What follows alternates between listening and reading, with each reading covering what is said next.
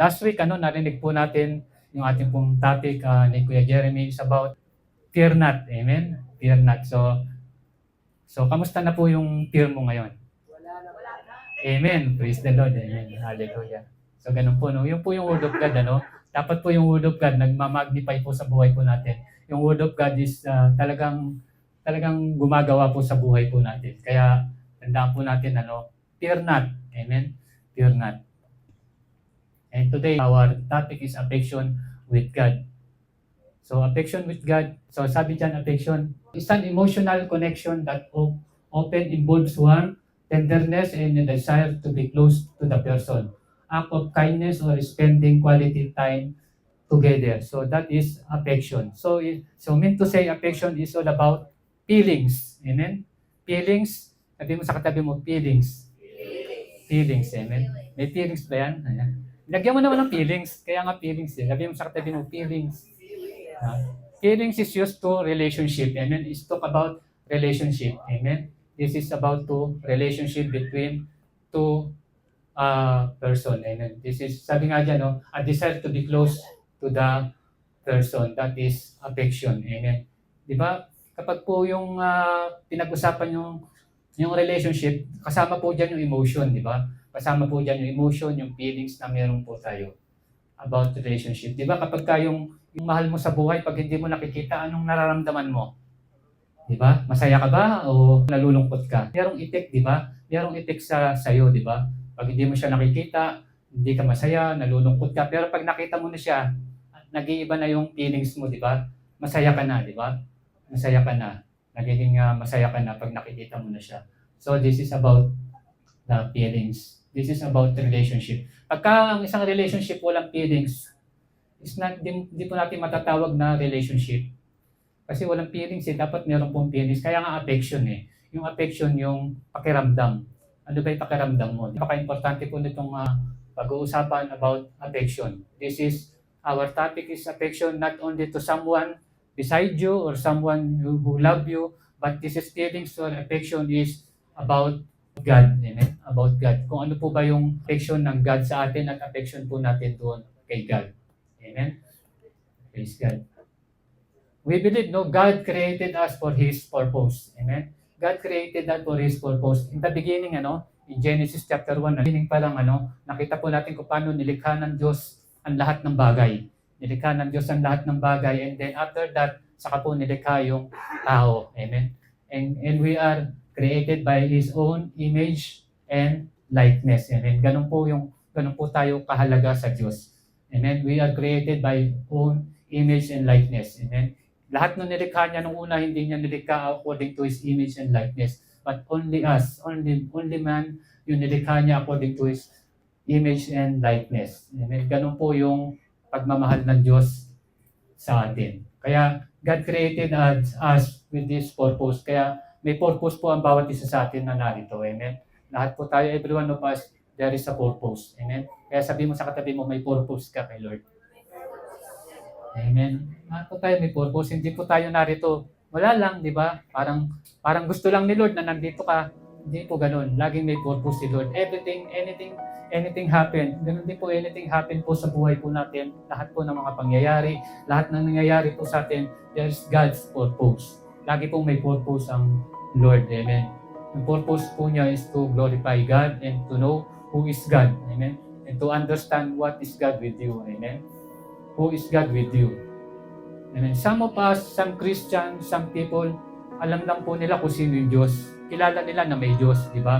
Alam nila na may Diyos, kilala nila kung may Diyos, but they don't understand kung sino yung Diyos sa buhay po nila. Amen? Yun po dapat, someone, di ba minsan ganyan, di ba? Someone with you, kilala mo lang kung sino siya, di ba? Alam mo lang na meron kang kasama, but minsan hindi mo alam kung sino ba siya sa buhay mo. Ano ba siya sa buhay mo, di ba? Kaya nga minsan may mga tanong, mag-ano ba tayo, di ba?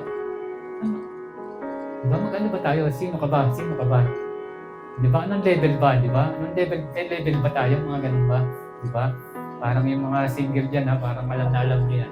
About the relationship, dapat naunawaan po natin yun para alam po natin kung ano po yung sitwasyon po natin.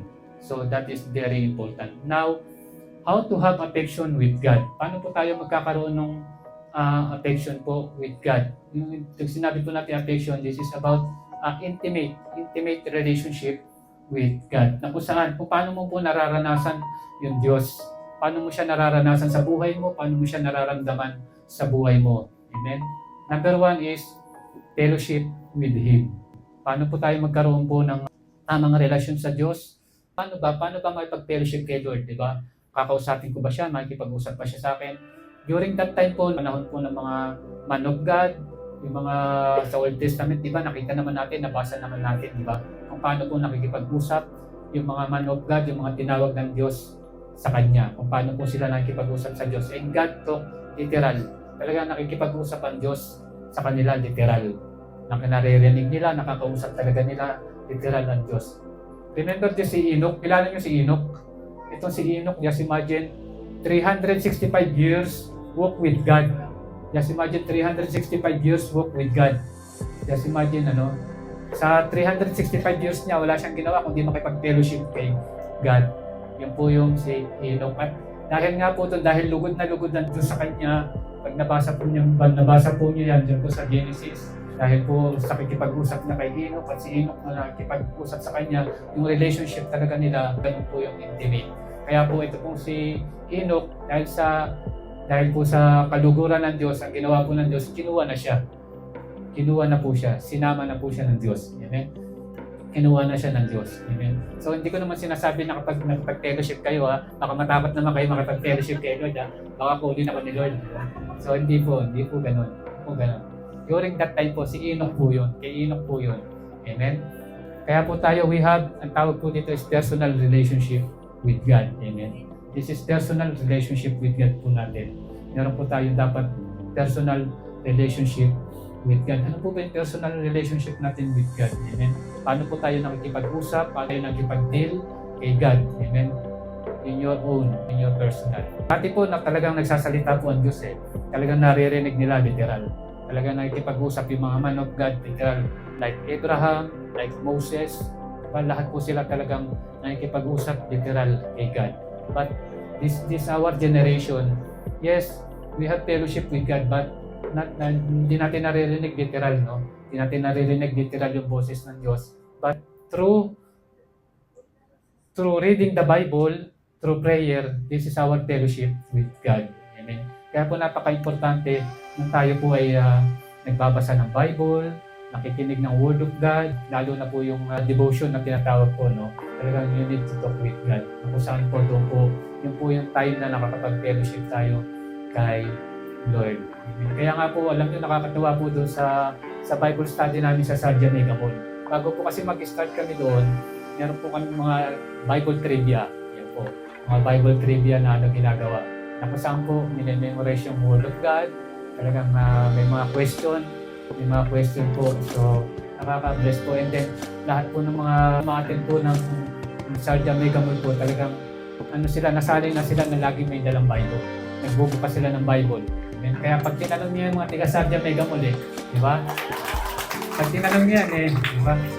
Wag lang yung letter R, Baka hindi nila alam kung sino yung sa letter R.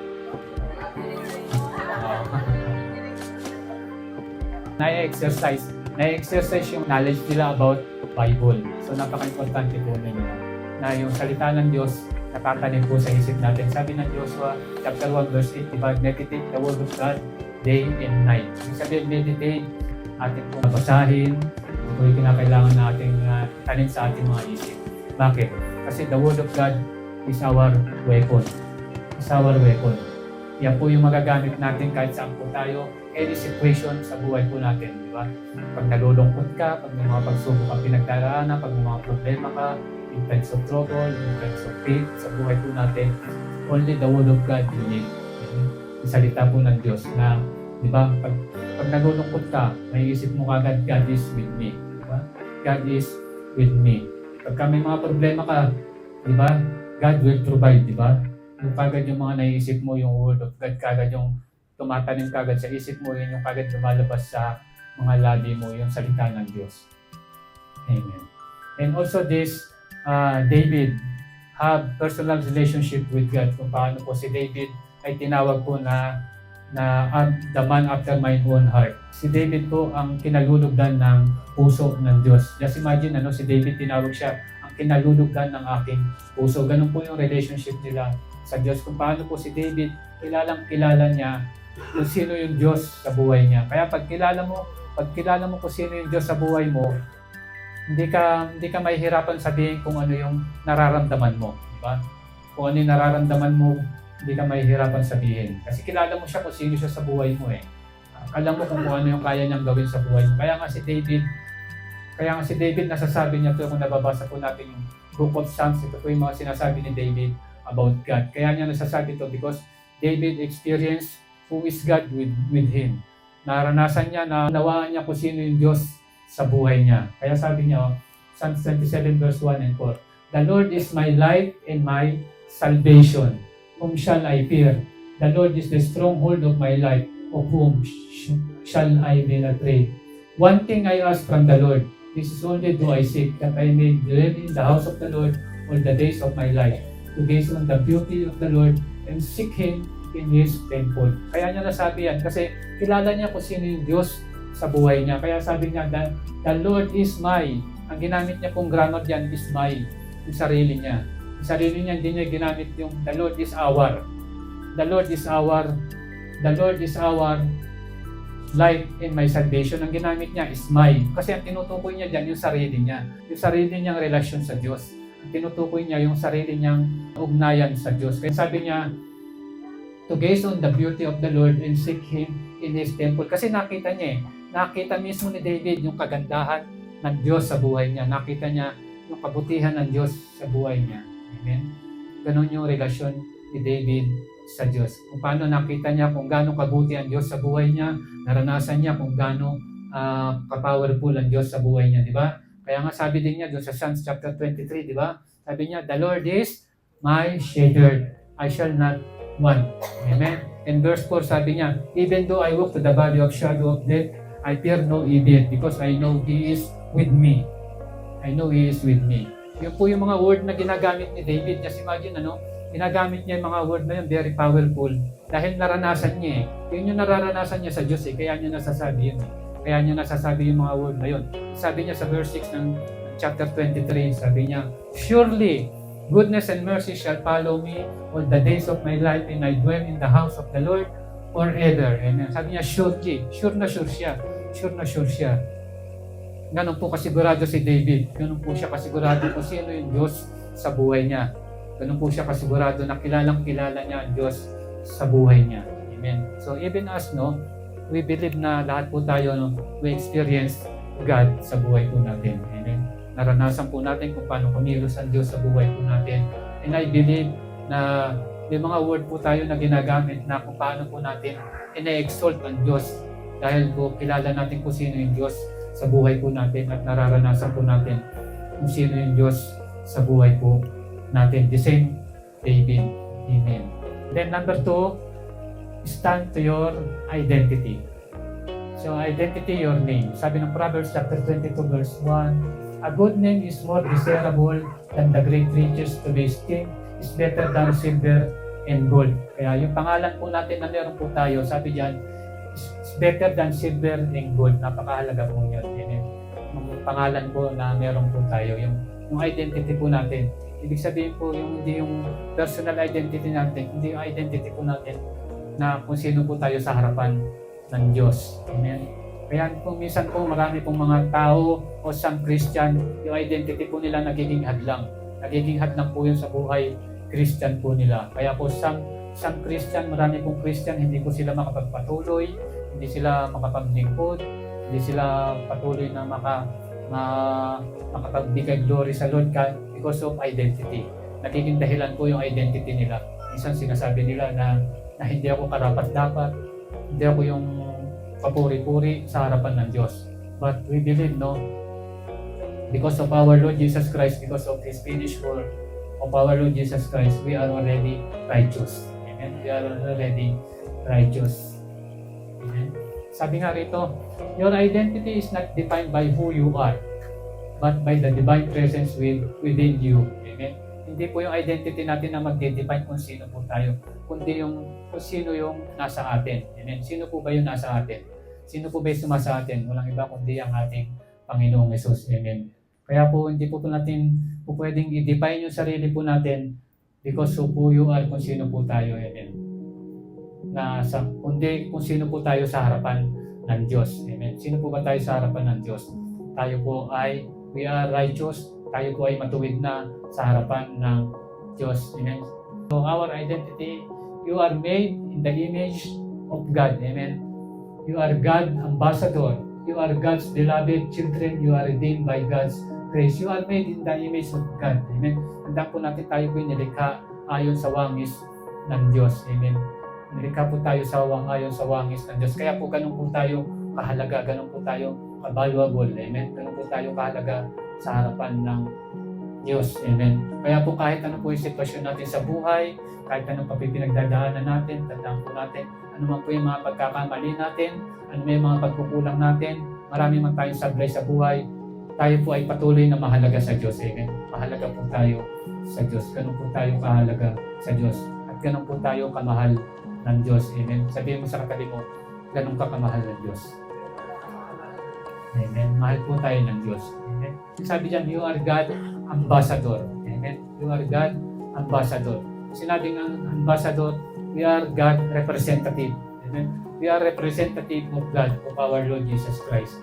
Amen. Ano yung kalooban ng Diyos dapat makita po sa buhay po natin.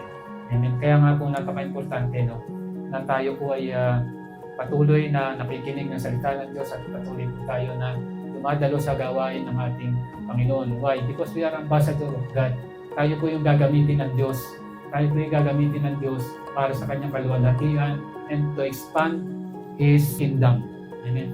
Isa po tayo sa gagamitin. Sabihin mo sa katabi mo, kasama ka doon.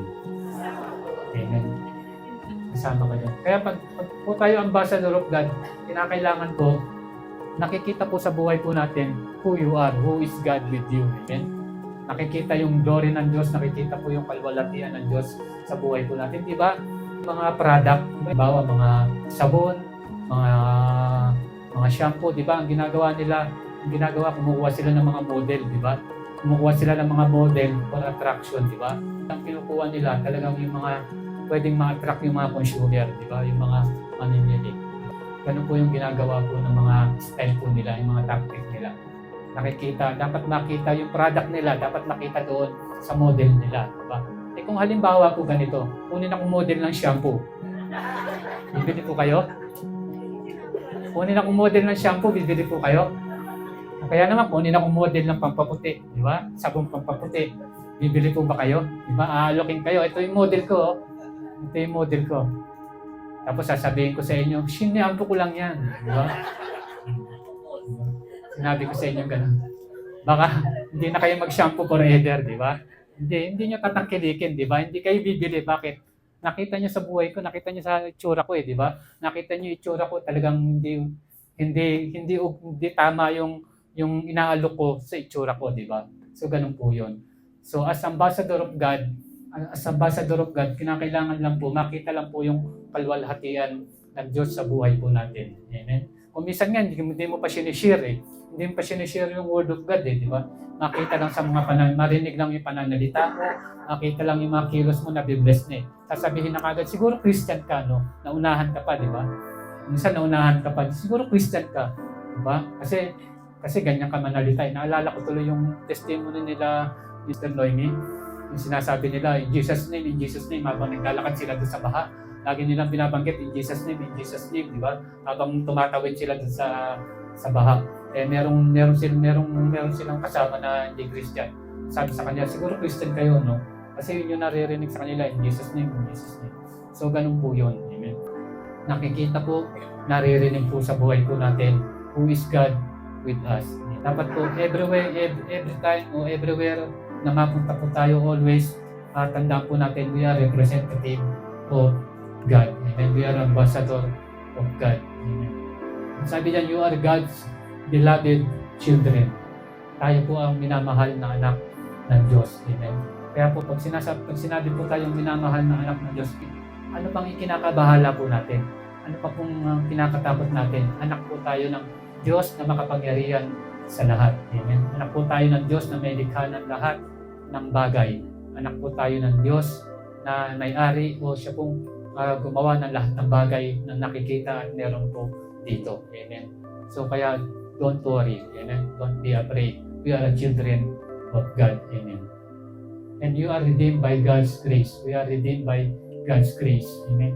Hindi na po tayo yung dapat iisipin natin na hindi tayo karapat-dapat, hindi tayo karapat-dapat sa harapan ng Diyos, hindi tayo karapat-dapat sa isang bagay na gawain ng Diyos. No, we are already redeemed, we are already forgiven through our Lord Jesus Christ in His finished work on the cross. Amen.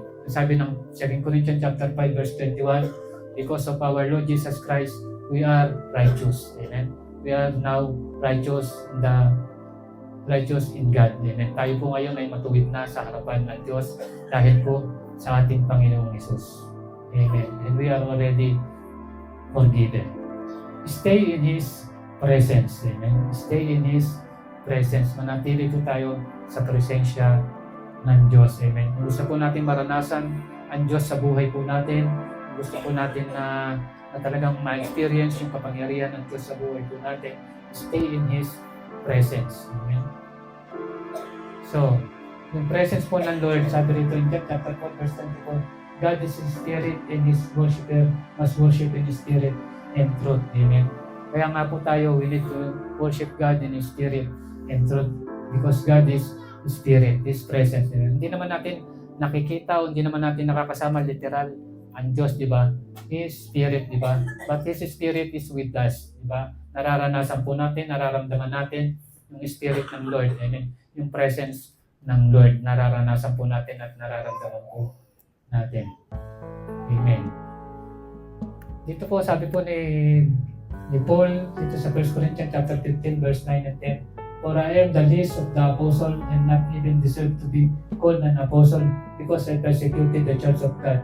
But by the grace of God, I am what I am. And His grace to me was not without effect. No, I work harder than all them, yet not I, but the grace of God that was with me. Amen. Yan po si Paul. Kilala naman natin si Paul, kung paano po yung kanya pong buhay. Dati po is persecuted the church of God, kung saan pinapersecute niya yung mga Christian, yung churches.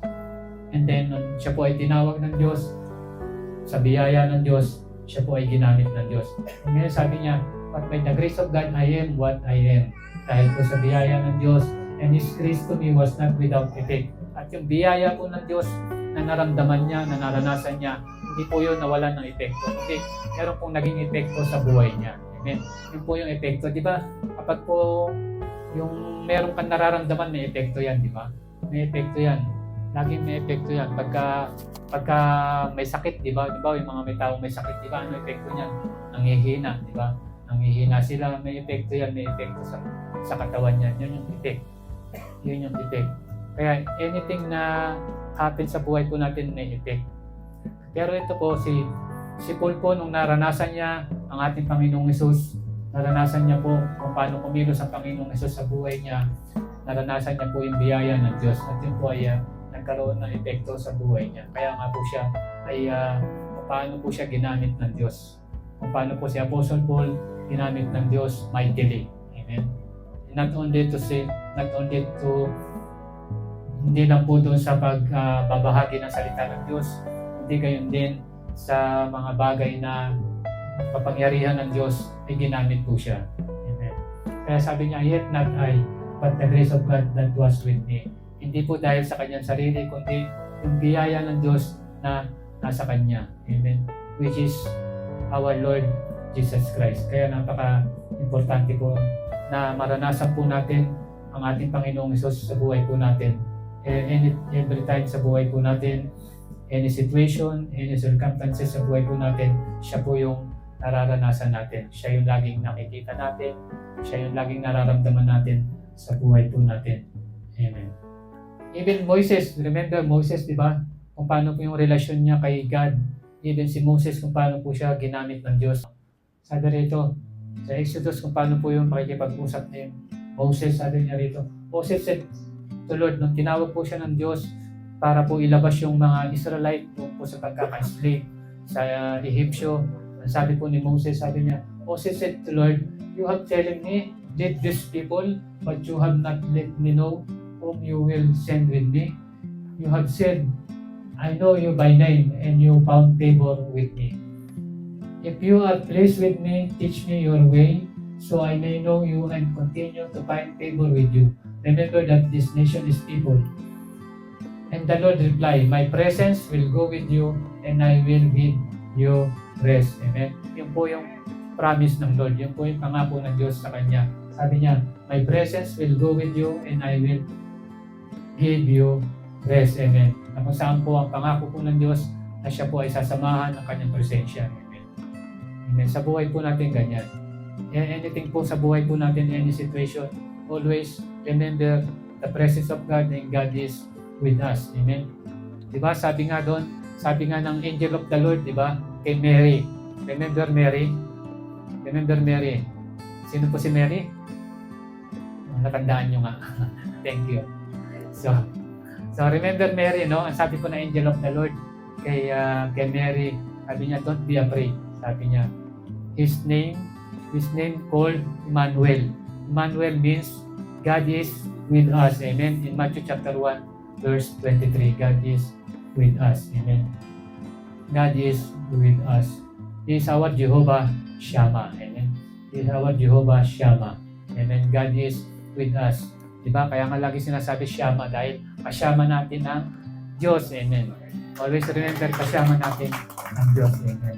Lagi po natin kasama ang Diyos. He will never leave you nor forsake you. Hindi niya po tayo pababayaan in any situation po sa buhay po natin. Ano man po yung pinagdadaanan natin, ano man po yung situation natin, always remember, God is with us sa buhay po natin. Amen. Declare the presence and grace of God is with you. Amen. Lagi po nating de-declare, lagi po nating ipoproclaim na ang presence ng Lord ay lagi po nating kasama. God is always with us sa buhay po natin. He never leave you nor forsake you. So, natandaan po natin lagi yung mga situation po natin sa buhay, o ano man po yung mga pinagdadaanan natin, tandaan po natin na ang Diyos po ay patuloy na kumikilos sa buhay po natin because He is with us. Number 4, hold on in the promise of God. Amen. Yan po yung isa sa dapat po natin tandaan. Hold on in the promise of God. Panghawakan po natin yung pangako ng Diyos sa buhay po natin. I believe every one of us, marami po tayong alam na pangako ng Diyos. Amen? Marami po tayo rito pinanghahawakan na pangako ng Diyos sa buhay po natin. Dapat po yung lagi pong panghahawakan po natin yung promise ng Lord sa buhay po natin. Amen? Yung mga pangako po ng tao, okay po yan, walang problema dyan.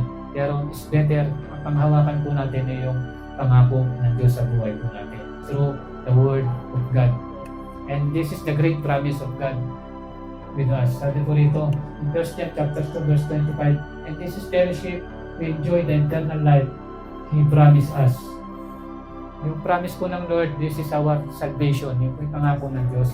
Yung salvation na pangako ng Diyos sa buhay po natin, we need to be enjoying. Okay? I will enjoy the eternal life. Sabi rito, salvation is not merely a destination to achieve, but a journey to embrace, a lifelong walk with God that extends from here into eternity. Amen. Kaya po yung salvation na tinanggap po natin through our Lord Jesus Christ habang nabubuhay pa po tayo. Sabi diyan, a lifelong walk with God that extends from here to eternity. Kailangan po we need to enjoy. Dapat ma-enjoy na po natin yung salvation na meron po tayo rito. Ay binigay po ng Diyos sa atin through our Lord Jesus Christ. Dapat nararanasan na po natin. Dito pa lang po sa buhay po natin, nararanasan na natin yung salvation na pinagkaloob ng Diyos sa atin through our Lord Jesus Christ. Amen. Sabi po ng 2 Peter chapter 1, 3-4, sabi rito, by His divine power, God has given us everything we need for living a godly life. We have received all of this by coming to know Him, the one who called us to Himself by means of His marvelous glory and excellence, and because of His glory and excellence, He has given us great and precious promises. These are the promise that enable you to share His divine nature and escape the world corruption caused by human desire. Amen. Yung mga kasama po, hindi lang po yung kaligtasan na ang pinangako ng Diyos, kundi kasama po doon yung lahat ng bagay na galing sa Diyos para sa atin, which is all the blessing na para sa atin. Amen. Kaya hindi lang po kaligtasan yung binigay sa atin ng Diyos, kasama po dyan yung mga pagpapala na talagang magagamit po natin to enjoy our lives. Kaya sabihin mo sa katabi mo, enjoy lang. Enjoy lang, amen. Enjoy lang, amen. Enjoy lang. That is the promise of God, amen. We are not separate from the love of God. Tandaan po natin, we are not separate from the love of God. Ganun po tayo kamahal ng Diyos. We are not separate. Hindi po tayo hiwalay sa pag-ibig ng Diyos. Sabi po ng Romans chapter 8 verse 38 and 39, for I am convinced that neither death nor life, neither angels nor demons, neither the present nor the future, nor any power, neither height nor depth nor anything else in all creation will be able to separate us from the love of God that is in Christ Jesus our Lord. Amen. Yan po yung pag-ibig po na yun ay galing po sa ating Panginoong Jesus. Kaya we are love of God. Amen. Kaya sabihin mo sa katabi mo, mahal ka ng Diyos. Amen. And I love you with the love of the Lord. Amen. Ganun po tayo kamahal ng Diyos. At yung pag-ibig po ng Diyos na yun, nagre-reflect po sa buhay po natin. Amen. Dapat po yan nagmamanifest sa buhay po natin sa buhay po natin to each other. Amen. Nararanasan po natin at ito po'y nararanasan din po sa buhay po natin. Amen. Kaya nga po dito sa church po natin sa Grace Keeper, di ba? Lagi natin dito ina-emphasize about the love of God. Amen. Kung paano po tayo kamahal ng Diyos, kung tayo inibig, kung paano tayo inibig ng Diyos at din kung paano natin maranasan ang pag-ibig ng Diyos para po maibahagi natin to lalo na po sa ating mga kapatid sa Panginoon. Amen. Amen. Palakpakan po natin ang Diyos. Amen. And our conclusion is, having an affection with God means realizing how great is our God, and you will see glory and abundance of His grace through our Lord Jesus. Amen. Ganun po yung affection with God means realizing how great is God, how great is our God to our life. Amen. And you will see glory and abundance of His grace through our Lord Jesus Christ. Amen. Palakpakan po natin ang Panginoon. God bless you. Let's pray. Maraming Diyos, maraming salamat po aming Ama sa munting mensahe po na pinagkaloob mo sa amin. I believe po God na yung mga salita mo ay hindi po nawawalan ng kabuluhan. Nawa o Diyos, yung mga salita mo, ito po o Diyos ay ikaw po ang mangusap sa bawat isa o God. Ikaw po o Diyos ang gumawa sa kanilang mga buhay at maranasan po nila patuloy ang presensya mo. At yun din po, O Diyos, yung mga salita mo ay patuloy nilang maranasan ng mga sitwasyon sa nila sa buhay, sa lahat ng pagkakataon, O Diyos, ang salita mo ay kikilos sa kanilang mga buhay. Salamat po aming Ama sa araw na ito. Salamat po sa mensahe mo, O Diyos, na ito po ay matanim sa aming mga puso at isipan, O God, at patuloy, ikaw ang madakila, ikaw ang mapapurihan, O God, sa aming mga buhay. Salamat po aming Ama at patuloy maranasan po namin, O God, sa araw-araw ang biyaya mo sa pamamagitan po ng aming Panginoong Hesus. Salamat po aming Ama, sa iyo po ang kapurihan, kalwalhatian at karangalan sa tanging pangalan po ng aming Panginoong Hesus. Amen. Amen. Amen. Maraming salamat po. God bless.